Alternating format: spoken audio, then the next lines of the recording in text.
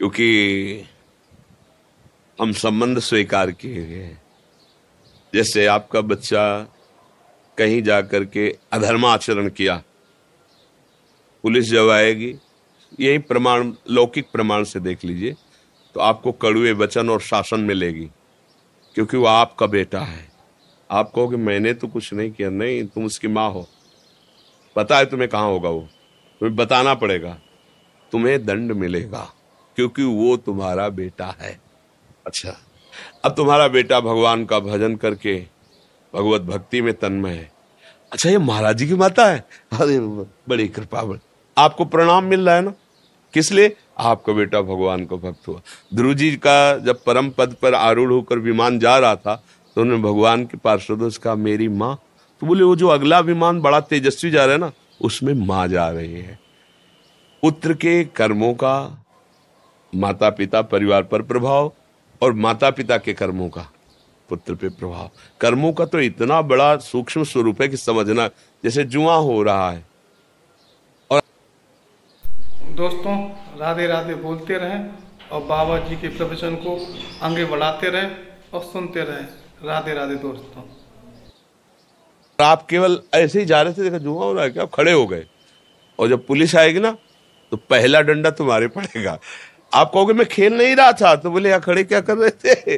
बोले केवल देख रहा, देखने के संबंध में दंड हो गया, फिर वो तो तुम्हारे शरीर से प्रकट हुआ है, फिर यह शरीर का संबंधी है, फिर आपको भोगना पड़ेगा।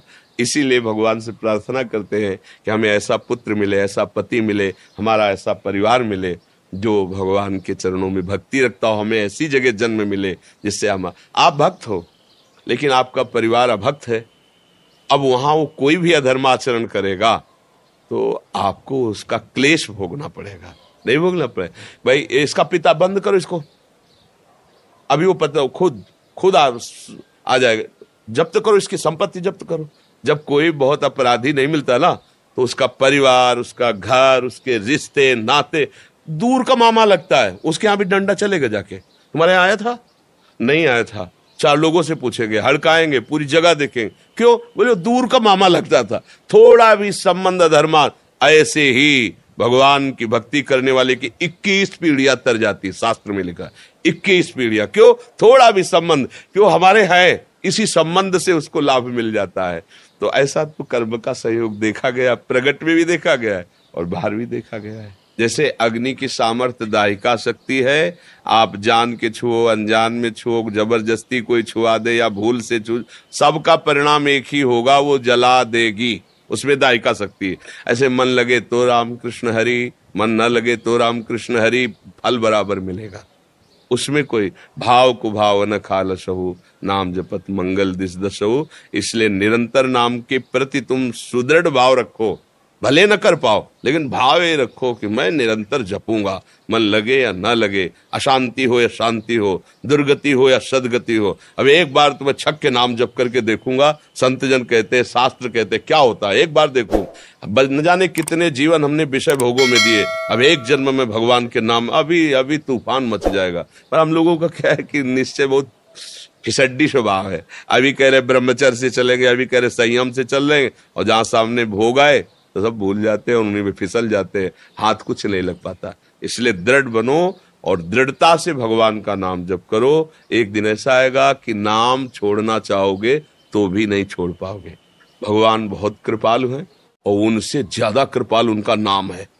हमको जबरदस्ती रटना है, राधा राधा राधा राधा राधा राधा राधा राधा, परमानंद है। सच्ची कहते हैं यहां और वहां सुखी रहोगे, इह परलोक सकल सुख पावत, मेरी सो भैया कृष्ण गुण संचु। हरिवंश महाप्रभु कहते हैं, तुम्हें मैं शपथ खा के कहता हूं, अगर तुम कृष्ण कृष्ण और उनके गुणों का गान करोगे तो तुम यहां भी सुखी रहोगे और वहां भी सुखी रहोगे। अभी आपको एक सुई आपकी जानकारी में चुभ होना चाहे तो आप भयभीत हो जाएंगे।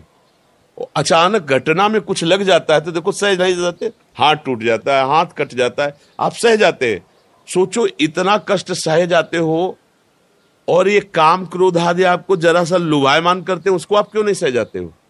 क्योंकि आपने सहने की बात ही नहीं सोची है, आपने भोगने की बात सोची, इसलिए फिसल जाते हो। नहीं, आप में इतनी सामर्थ्य कि आपको कोई परास्त नहीं कर सकता, सच्ची बात मानना। अच्छा, जैसे आपको जेल मिल गई, अब आपको वहां अनुकूलता तो मिलती नहीं, लेकिन जीते हो ना, तो बोले मन मार के जीना पड़ता है ना। हाँ, ऐसे तुम यहां अगर मन मार के जीना सीख जाओ तो तुम महात्मा हो जाओगे, नहीं हो जाओगे। अच्छा, जैसे किसी को जेल मिलती है, एक छोटी सी सेल होती है, छोटी सैया, साधारण कपड़े, साधारण भोजन, और अगर वो आप जीवन यहाँ जी के राम राम कृष्ण कृष्ण हरि हरि राधा राधा, तो आप गृहस्थी में रहते हुए बहुत बड़े महात्मा हो जाओगे, अगर वहां की बात समझ लो। लेकिन जीव की समझ ठीक नहीं, जब वहां जाता है तो उसके होश खराब हो जाते हैं। अब प्रभु से संबंध नहीं, विषयों से संबंध, विषय छिन गए, स्वतंत्रता छिन गई, अब यही जेल है। आप जीवन इधर भोगता, परिणाम में नरक फिर उधर भोगता है। इसलिए यहीं सुधर जाओ। यहां तुम्हें कोई गाली दे, सह जाओ, अपमान करे, सह जाओ। वहां डंडा चलेगा तो भी कोई सहयोगी नहीं तुम्हारा। समझो, यही मान लो माया, मैं माया की जेल में हूं, अब मुझे इसे मुक्त होना है, अभी महात्मा बन जाओ। महात्मा का मतलब होता है अच्छे विचार, अच्छे आचरण, अच्छा भाव, अभी आ जाएगा। अब अपने लोग ये तो सोचते नहीं, हमें सुख भोगना चाहे दूसरे को काटना पड़े, बस यहीं से पापाचरण शुरू हो जाता है, यहीं से गंदी बात शुरू हो जाती है, यही दुर्गति का कारण हो जाता है। वीडियो को लाइक करें और चैनल को सब्सक्राइब करें, और राधे राधे कमेंट में जरूर लिख दिया करें।